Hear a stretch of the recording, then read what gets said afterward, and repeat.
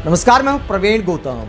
दोस्तों, वीडियो में इस बात का विश्लेषण करेंगे कि हरियाणा की चुनावी रैली में गृह मंत्री अमित शाह ने वरिष्ठ पत्रकार अजीत अंजुम और कांग्रेस सांसद कुमारी सैलजा के इंटरव्यू का क्यों जिक्र किया, जो आधी हकीकत है और आधा फसाना है। इसके अलावा इस बात का भी विश्लेषण करेंगे कि मीडिया के माध्यम से कुमारी सैलजा किस तरह कांग्रेस की लुटिया डुबोने वाली राजनीति कर रही हैं। वरिष्ठ पत्रकार अजीत अंजुम के बाद द रेड माइक के साथ इंटरव्यू में कुमारी सैलजा ने क्या बयान दिया है, जिसका इस्तेमाल बीजेपी चुनाव में कर रही है। पहले बात करते हैं अमित शाह के चुनावी रैली में बयान की कि वरिष्ठ पत्रकार अजीत अंजुम और कुमारी सैलजा के इंटरव्यू को लेकर क्या कहते हैं अमित शाह। पहले अमित शाह का बयान आप सुनिए। अभी अभी एक पत्रकार ने बहन सैलजा जी से पूछा, आप हुड्डा जी के वहां प्रचार करने जाओगी? तो सैलजा जी ने कहा कि मैं तो जाना चाहती हूं, वो मुझे बुलाएंगे ही नहीं। आज भी हुड्डा जी की मानसिकता है कि दलित बहन को प्रचार करने बुलाने से वो चुनाव हार जाए। और भाइयों बहनों, यहाँ तो हमने हमारी दलित नेत्री को टिकट दिया है, जिसको आपने बहुमत के साथ जिताना। तो अमित शाह कहते हैं कि एक पत्रकार ने पूछा कि अगर हुड्डा गुट के विधायक आपको बुलाते हैं चुनाव प्रचार के लिए तो क्या आप जाएंगी? तो कुमारी सैलजा ने कहा कि मैं जाना तो चाहती हूं, लेकिन वो बुलाएंगे नहीं। ये आरोप लगाया अमित शाह ने। अमित शाह ने थोड़ा मसाला जोड़ दिया। वरिष्ठ पत्रकार अजीत अंजुम ने सवाल पूछा था कि अगर आपको हुड्डा गुट के विधायकों के प्रचार के लिए बुलाया जाता है तो क्या आप जाएंगी? तो फिर कुमारी सैलजा ने कहा था कि वो बुलाएंगे ही नहीं। ये नहीं कहा था कि मैं जाना चाहती हूं, ये कहा था कि वो बुलाएंगे ही नहीं, मुस्कुराते हुए कहा था। और इस बयान का इस्तेमाल अब बीजेपी अपनी चुनावी रैलियों में कर रही है। तो ये है आधी हकीकत और आधा फसाना। और इसके लिए मैं अमित शाह को दोष नहीं देता, इतना मसाला तो लगा दिया जाता है। बिल्कुल सफेद झूठ अमित शाह ने नहीं बोला है। कुमारी सैलजा ने यह बोला था कि वो बुलाएंगे नहीं, और सिर्फ एक बयान नहीं दिया है।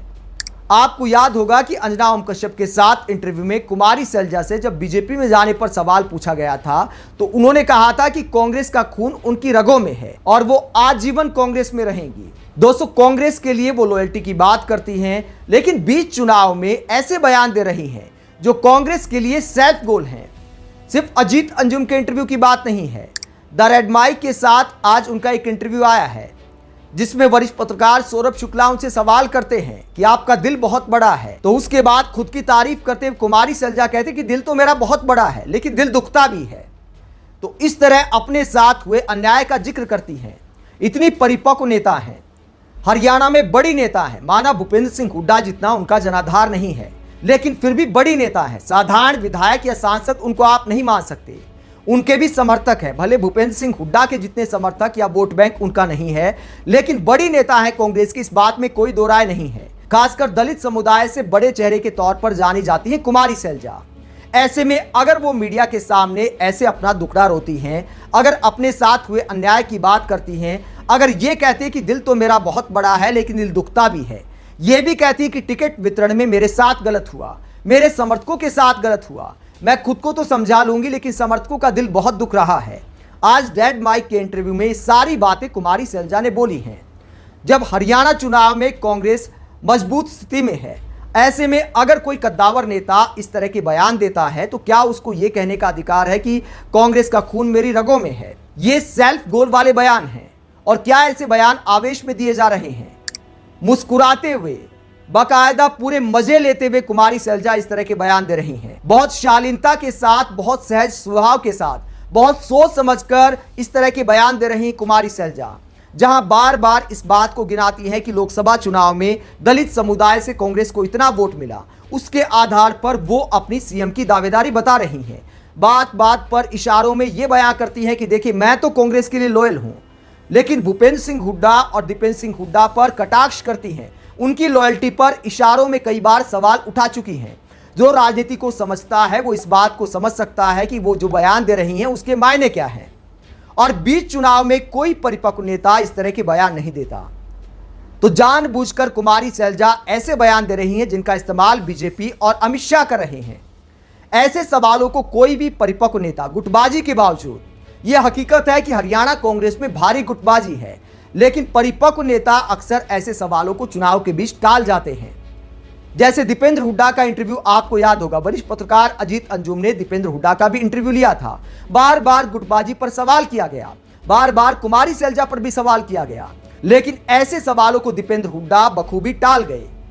भले उन्हें झूठ बोलना पड़ा कि कांग्रेस में गुटबाजी नहीं है। बीच चुनाव अगर कांग्रेस की दलित नेता ऐसा कहती हैं कि मेरा दिल तो बहुत बड़ा है लेकिन दिल दुखता है, तो फिर दलित वोट बैंक पर इसका क्या असर पड़ेगा कि देखिए भूपेंद्र सिंह हुड्डा कांग्रेस हमारे दलित चेहरे के साथ कैसा अन्याय कर रहे हैं, जो खुलेआम इस बात को स्वीकार करती हैं कि टिकट वितरण में उनके साथ अन्याय हुआ, उनके समर्थकों के साथ अन्याय हुआ, उनका दिल दुखता है, उनको चुनाव प्रचार के लिए बुलाया नहीं जाएगा।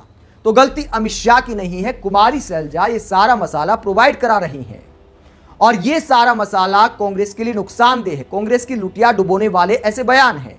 वो अलग बात है कि लुटिया डूबना ना डूबना जनता के हाथ में है, लेकिन कम से कम कुमारी सैलजा ऐसे बयान दे रही हैं कि बीजेपी को मसाला मिल जाता है। कुमारी सैलजा अपनी सीएम की दावेदारी भी जता रही हैं।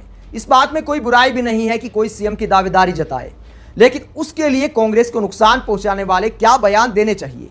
क्या कुमारी सैलजा में इतनी समझ नहीं है? समझ पूरी है, जानबूझकर ऐसे बयान दिए जा रहे हैं।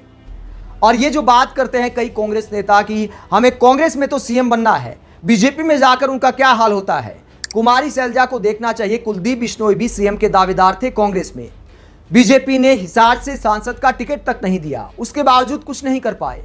राव इंद्रजीत सिंह बड़े चेहरे हैं, बड़े वोट बैंक के नेता हैं। नायब सैनी को सीएम बना दिया गया, राव इंद्रजीत सिंह के बारे में सोचा भी नहीं गया। ऐसे नेताओं की एक लंबी फहरिस्त है। चौधरी बीरेंद्र सिंह कांग्रेस से बीजेपी में गए और वापस कांग्रेस में आ गए हैं, उनको भी सीएम बनना था। तो कम से कम ये सोचना चाहिए कि किस नेता का कितना वोट बैंक है। मैं ये नहीं कहता कि कुमारी सैलजा छोटी नेता है, वाकई बड़ी नेता है, लेकिन क्या भूपेंद्र सिंह हुड्डा के जितना वोट बैंक है?